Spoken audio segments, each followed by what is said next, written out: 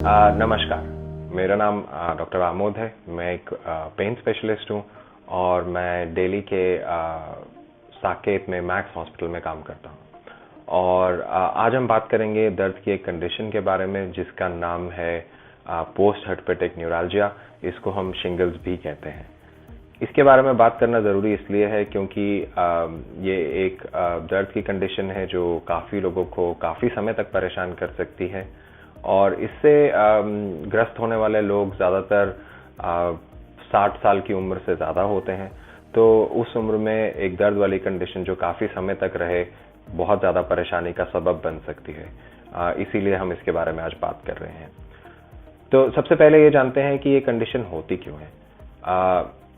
जब हमें बचपन में चिकन पॉक्स होता है तो जिस वायरस की वजह से ये चिकन पॉक्स होता है वो वायरस हमारे शरीर में रह जाता है और जब उसे मौका मिलता है तो वो वायरस उठ करके दोबारा उभरता है और जो वो कंडीशन कॉज करता है उसको हम पोस्ट हर्पेटिक न्यूरल्जिया या शिंगल्स भी कह सकते हैं। होता यह है कि जब हमारे शरीर की शक्ति यानी कि क्षमता, जो इन्फेक्शन से लड़ने की क्षमता या इम्यूनिटी है, जब भी वो कम होती है तो इस वायरस को एक मौका मिल जाता है कि ये नसों के थ्रू स्प्रेड करे और जहां जहां पे वो नस जाती है वहां वहां पे इसका रैश आता है और वहां वहां पे इसका दर्द भी आता है। और कभी कभी ये नसों का डैमेज भी कॉज करता है जिसकी वजह से ये दर्द जो है वो लंबे समय तक रह सकता है और बहुत लोगों को परेशान कर सकता है। जब ये दर्द 90 या 120 दिनों से ज्यादा रहता है तो उस कंडीशन को हम पोस्ट हर्पेटिक न्यूरल्जिया या शिंगल्स कहते हैं। अब जिन लोगों में ये दर्द ज्यादा रह जाता है उनमें से 50% लोग 1 साल तक फिर भी इम्प्रूव करते रहते हैं, लेकिन 1 साल के बाद जो इम्प्रूवमेंट अपने आप होने का जो रेट है वो और भी कम हो जाता है और कई लोगों को ये दर्द जिंदगी भर भी परेशान कर सकता है। तो इसलिए ज़रूरी है कि जब ये दर्द उठता है इसकी एक सही तरीके से मैनेजमेंट हो, इन्फेक्शन की सही तरीके से मैनेजमेंट हो ताकि वो हमें लंबे समय तक परेशान ना कर पाए।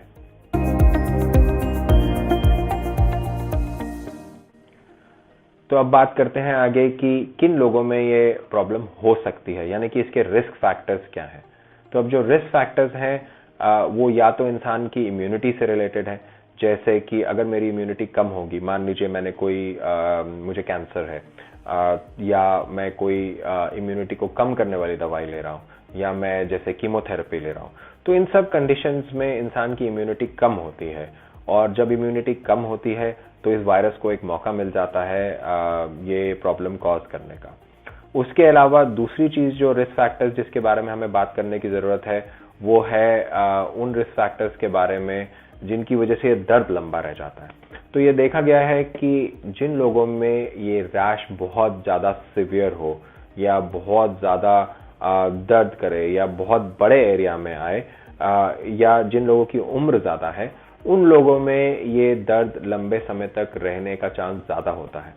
तो जरूरी होता है कि जब ये इन्फेक्शन शुरू हो, जब ये प्रॉब्लम शुरू हो तो समय रहते एंटीवायरल मेडिकेशंस का इस्तेमाल किया जाए और इस बात का थोड़ा रिसर्च में एविडेंस है कि अगर इनको 3 दिन के अंदर अंदर शुरू किया जाता है तो रिस्पॉन्स ज्यादा अच्छा आता है। उसके अलावा कई कंडीशंस जिसमें ये रैश बहुत ज़्यादा सिवियर होता है या ये प्रॉब्लम बहुत ज़्यादा सिवियर होती है उनमें स्टेरॉइड्स का इस्तेमाल भी किया जाता है उस समय। तो ज़रूरी है अगर स्टेरॉइड्स की ज़रूरत हो तो वो सही समय पे इस्तेमाल किए जाए। उसके अलावा एग्रेसिवली पेन को कंट्रोल करने से भी लंबे समय तक प्रॉब्लम होने का चांस कम रहता है। तो आगे हम बात करते हैं कि ये जो बीमारी या ये प्रॉब्लम है इसके सिम्टम्स क्या हैं, यानी कि आपको पता कैसे चलेगा कि आपको ये परेशानी है। तो इस बीमारी में जो दर्द उठता है वो नसों का दर्द होता है। नसों का दर्द मतलब कि या तो जलने वाला दर्द या एक सुन्न हिस्से में दर्द या एक ऐसा दर्द जिसमें बिजली का झटका जैसा लगता हो या कोई जैसे बहुत ही सिवियर दर्द होता है। और कभी कभी ये दर्द अपने आप आता है, कभी कभी ये दर्द छूने से आता है। जैसे मान लीजिए मेरी छाती पे ये प्रॉब्लम हुई और वहां पे कपड़े छू रहे हैं तो उससे दर्द हो सकता है। नहाते हुए वहां पे पानी डल रहा है तो उससे दर्द हो सकता है। कभी कभी अगर पंखा चल रहा हो और उसकी हवा वहां जा रही हो उससे भी दर्द उठ सकता है। तो ये एक नसों का दर्द है जो बहुत सेंसिटिव कर देता है उस जगह को, और उसकी वजह से कई बार लोगों को कपड़े पहनने में भी तकलीफ होती है, अपने आप को शरीर को चादर से कवर करते में भी तकलीफ होती है। तो उस जगह की जो सेंसिटिविटी है वो काफ़ी बढ़ जाती है जहाँ पे ये प्रॉब्लम होती है। उसके अलावा कभी कभी वहाँ पे इचिंग यानी कि खारिश भी हो सकती है, और अगर ये हाथों में या कहीं और जाए तो वहाँ की मांसपेशियों में कमजोरी आ सकती है, और कभी कभी जैसे ये हील करता है वहाँ पे एक स्कार बन जाता है, या स्किन का, चमड़ी का जो रंग है वो बदल जाता है। तो इसको डायग्नोस करने के लिए इसका जो रैश का जो टिपिकल अपीयरेंस होता है, यानी कि जैसे वो रैश दिखता है, उसके बेसिस पे भी डायग्नोस किया जा सकता है। हालांकि कई इसके टेस्ट भी हैं, लेकिन उनकी हमें ज़रूरत कम पड़ती है, और ज़्यादातर जैसा रैश हमें दिखता है, जैसे ये प्रेजेंट करता है, उसी के बेसिस पे हम डायग्नोसिस भी बना सकते हैं। खास बात इस रैश की ये है कि ये शरीर के एक ही साइड होता है, यानी कि अगर मैं शरीर को दो भाग में बांट दूं तो इस साइड और इस साइड दोनों तरफ नहीं होगा, और ये जो मिड लाइन है यानी कि जो बीच की रेखा है, इसको वो क्रॉस करके दूसरी तरफ ज़्यादातर नहीं जाता है। उसके अलावा जैसा मैंने पहले भी बोला कि जैसा ये दिखता है उसके बेसिस पे खाली डायग्नोसिस बनाया जा सकता है, लेकिन कभी कभी कुछ सस्पेशन हो तो उसके लिए हम ब्लड टेस्ट भी करवाते हैं। तो जब आपने जान लिया कि डायग्नोसिस इसका कैसे बनता है, तो हम आगे सबसे ज़रूरी जो चीज़ है उस पे जाते हैं, जो है इसका ट्रीटमेंट कैसे करना है। तो अब हम आगे मूव करते हैं सबसे इम्पोर्टेंट पार्ट में, जो है ट्रीटमेंट, यानी कि इस कंडीशन को मैनेज कैसे किया जाए।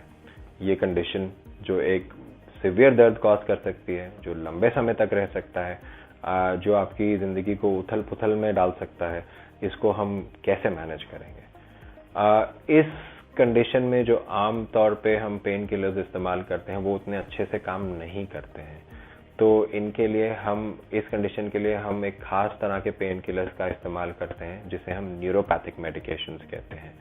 अगर मैं सरल भाषा में बोलूं तो ये वो दवाइयां हैं जो नसों पे काम करती हैं, और इसीलिए क्योंकि ये नसों की परेशानी है इसीलिए ये ज़्यादा प्रभावकारी होती हैं इस सिचुएशन में। तो ये दवाइयाँ हम आपकी इंडिविजुअल प्रॉब्लम्स को, आपकी और जो परेशानियां हैं उनको देखते हुए आपके लिए सिलेक्ट करते हैं, खास तौर पे आपके लिए। मतलब अगर कोई दूसरा मरीज होगा तो हो सकता है उसके लिए कोई दूसरी दवाइयाँ इस्तेमाल करी जाएं। तो इन दवाइयों को जब हम सिलेक्ट करते हैं तो हम इनको धीरे धीरे बढ़ाते हैं ताकि आपको साइड इफ़ेक्ट्स ज़्यादा ना हो, और बहुत बार हम डिफरेंट तरीके से काम करने वाली दवाइयाँ इस्तेमाल करते हैं कि आपके साइड इफ़ेक्ट्स कम से कम रहें और फ़ायदा ज़्यादा से ज़्यादा हो। और इसके अलावा हम इन दवाइयों को इस तरीके से इस्तेमाल करते हैं कि इसकी जो साइड इफ़ेक्ट्स हैं वो भी हमारे लिए फ़ायदेमंद साबित हों। जैसे अगर किसी को नींद ना आ रही हो तो हमारे पास एक दवाई है जिससे ज़्यादा नींद आती है, या किसी को दर्द रात में ज़्यादा परेशान कर रहा है और एक दवाई है जिससे नींद आती है, तो हम उसको खास करके रात में इस्तेमाल करते हैं कि दर्द भी कम हो और उनकी नींद भी बेहतर हो, क्योंकि हमारा जो एम है उनकी सफरिंग को कम करना है, हमारा जो एम है उनकी क्वालिटी ऑफ लाइफ को इम्प्रूव करना है। तो ये तो हो गई एक प्रकार की दवाइयाँ जिसे हम न्यूरोपैथिक मेडिकेशंस कहते हैं। इसके अलावा कभी कभी हम ओपियोइड्स यूज़ करते हैं, और ये दवाइयाँ सीवियर पेन के लिए इस्तेमाल की जाती हैं और सिर्फ प्रिस्क्रिप्शन पे ही मिलती हैं। उसके अलावा हम कभी कभी जिस हिस्से में ये परेशानी हो रही है उसको सुन्न करने की कोशिश करते हैं, और उससे अच्छा आराम आता है। इसके लिए अलग अलग प्रकार के पैचेस होते हैं जो जहाँ पे दर्द होता है वहाँ पे लगाए जाते हैं, तो उससे वो जगह सुन्न रहती है थोड़ा सा, और सुन्न रहने से सेंसिटिविटी कम रहती है तो दर्द कम महसूस होता है। अलग अलग तरह की क्रीम्स आती हैं जो कि इस्तेमाल की जा सकती हैं, और मान लीजिए अगर इन दवाइयों से आराम नहीं आ रहा है तो उसके अलावा भी बहुत सारे विकल्प हैं। कैसे विकल्प? जैसे कि नर्व ब्लॉक, यानी कि नसों को सुन्न करने के इंजेक्शन, ताकि वो जो दर्द वाला हिस्सा है वो सुन्न रहे और आपको तंग परेशान ना करे। पल्स रेडियो फ्रीक्वेंसी, यानी कि रेडियो फ्रीक्वेंसी मशीन की मदद से इन नसों को, जो उनकी काम करने की क्षमता है उसको कम करना। अगर वो कम काम करेंगी तो दर्द का सिग्नल दिमाग तक कम पहुंचेगा, आपको दर्द कम महसूस होगा। उसके अलावा ये नसें जो हैं सारी की सारी स्पाइन, क्योंकि ये स्पाइन से होके जाती हैं, तो बहुत बार हम स्पाइन के अंदर इंजेक्शन करते हैं एक्सरे की मदद से। ये एक कॉमनली किया जाने वाला प्रोसीजर है, और इसके लिए आपको रात भर अस्पताल में भी नहीं रहना पड़ता, सिर्फ सुबह आते हैं शाम तक घर वापस, और जब हम ये इंजेक्शन करते हैं तो इसका आराम लंबे समय तक आ सकता है।